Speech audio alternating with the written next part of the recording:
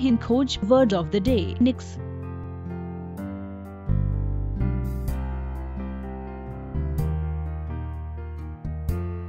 निक्स का हिंदी में मतलब रद्द करना होता है। निक्स वर्ब या क्रिया के रूप में